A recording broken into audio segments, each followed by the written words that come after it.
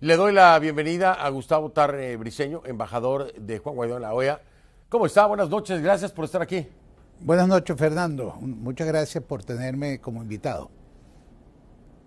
Al contrario, gracias a usted en un día, una jornada intensa que finalmente da, me imagino, frutos, el resultado que ustedes esperaban.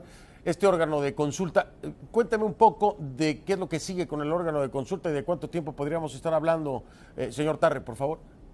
Bueno, ahora procede convocar al órgano de consulta que está integrado por los ministros de Relaciones Exteriores de los países que son parte del tratado.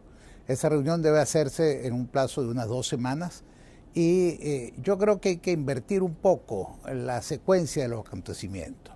Hoy en la OEA se discutió si era procedente o si era aceptable o no una intervención militar. El tratado propone una gama de opciones.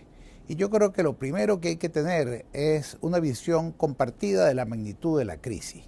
Ya es un lugar común hablar de la crisis venezolana, pero muchas veces la gente no profundiza, no hurga un poquito para saber hasta dónde llega la crisis. Y a uno le llegan de Venezuela noticias terribles. Ayer me comentaba una muy buena amiga que hay pueblos enteros en Venezuela en que solo hay niños, porque los padres emigraron, no tuvieron oportunidad de llevarse a los niños, no han podido mandarles a buscar, y hay pueblos habitados por niños. Bueno, todos hemos oído lo de los hospitales, hay cifras que son pavorosas, la destrucción de la economía de Venezuela es peor que aquella que ocurrió en España durante la guerra civil, que duró 3 años. 3 años de guerra, de destrucción, y la economía española al terminar la guerra estaba mejor que la economía venezolana hoy. Entonces, si medimos exactamente la dimensión de la crisis, ese es el momento en que podemos escoger cuáles son las medidas. Primero el diagnóstico y después la terapéutica. Discutir la terapéutica antes de terminar y compartir un diagnóstico me parece a mí que es una forma errada de aproximarse al problema. Y obviamente me lo está diciendo por aquellos países que, unos que no apoyan, pero por ejemplo México, ¿no? Mi país, tristemente le digo que rechaza, ¿no? Que rechaza la activación del TIAR, dice que van a condenar cualquier decisión que se tome mediante el uso de la fuerza. Países como Chile, por ejemplo, que dicen, bueno, sí apoyamos el TIAR, pero no apoyamos ninguna intervención militar. Costa Rica, ¿no? Que también está, pues, no solamente en contra de la intervención militar, sino de la activación del TIAR. Yo le pregunto, ¿usted cree que la apreciación de que necesariamente tiene que haber una intervención militar es un error de interpretación de estos países? Y si es así, ¿por qué cree? ¿Falta de conocimiento o qué? Yo creo que lo que no puede uno es prejuzgar.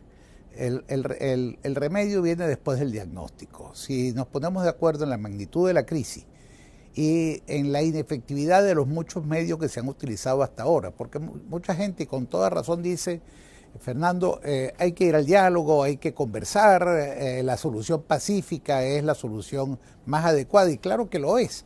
Pero ¿cuántos años tenemos los venezolanos intentando dialogar con un gobierno que lo que hace es burlarse del país, burlarse de las conversaciones, burlarse de los mediadores?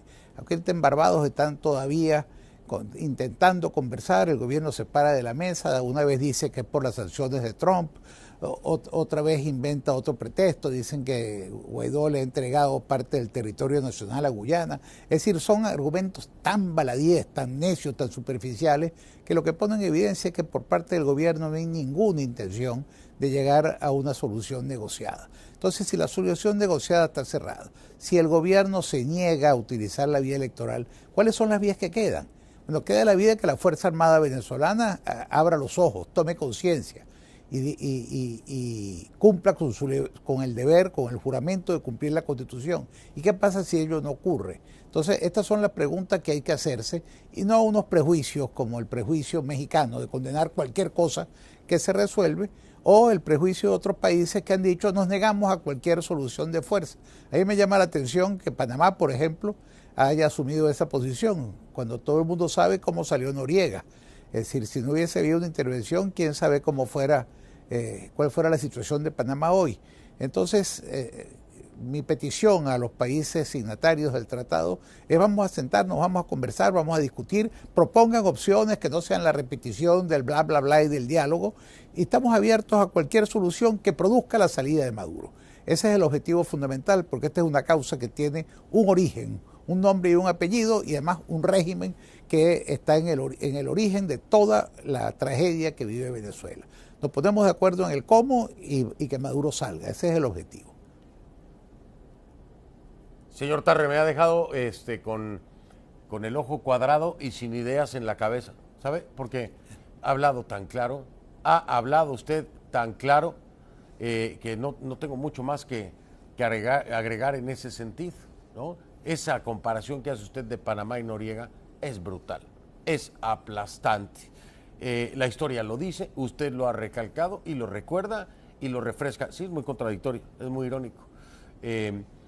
Déjeme marcar una pausa, a ver si agarro algo de ideas en la cabeza después de la respuesta que me dio y a ver si se me activa la lengua, porque lo ha dicho tan claro y tan concreto que mejor hago el uso de la pausa. Saco mi tarjetita. Vámonos al corte y regreso con Gustavo Tarre Briceño, embajador de Juan Guaidó en la OEA. De vuelta con Gustavo Tarre Briceño, embajador de Juan Guaidó en la OEA. Y estaba yo aprovechando la pausa para llenarme otra vez la cabeza de preguntas y de ideas.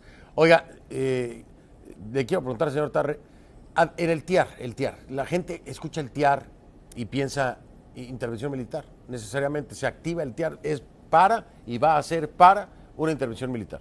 ¿Esto es correcto o es equivocado? ¿Qué otras opciones le ofrece el TIAR a la situación, al conflicto de Venezuela? Mire, hay muchas formas que el TIAR contempla. Es una gama de opciones que van desde ruptura de relaciones diplomáticas, que es algo que ya se ha practicado, ruptura de relaciones económicas, ruptura de relaciones consulares, interrupción de comunicaciones terrestres, navales, fluviales, radioeléctricas, radiofónicas, etcétera. Son el texto del tratado. Ahora yo quiero poner algunos ejemplos muy sencillos. Venezuela es ahorita el centro de tránsito del narcotráfico, quizás el más importante del mundo. La droga que se produce en países vecinos llega a Venezuela, sale de Venezuela y es enviada a Europa y es enviada a las islas del Caribe y de allí a los Estados Unidos. ¿Cómo se enfrenta eso? Se puede enfrentar eso con pétalos de rosa, con diálogo, llamando a los carteles de la droga, que son hoy actores en la crisis venezolana. Pues yo creo que sencillamente no. Ahí hace falta una solución que requiere necesariamente el uso de la fuerza. Hoy, por ejemplo, el canciller de Colombia estuvo en la OEA y dio todas las pruebas de la presencia en territorio venezolano del ELN y de los disidentes de la FARC que han denunciado que vuelven a la guerra. ¿Cómo se va a enfrentar ese anuncio de la vuelta a la guerra?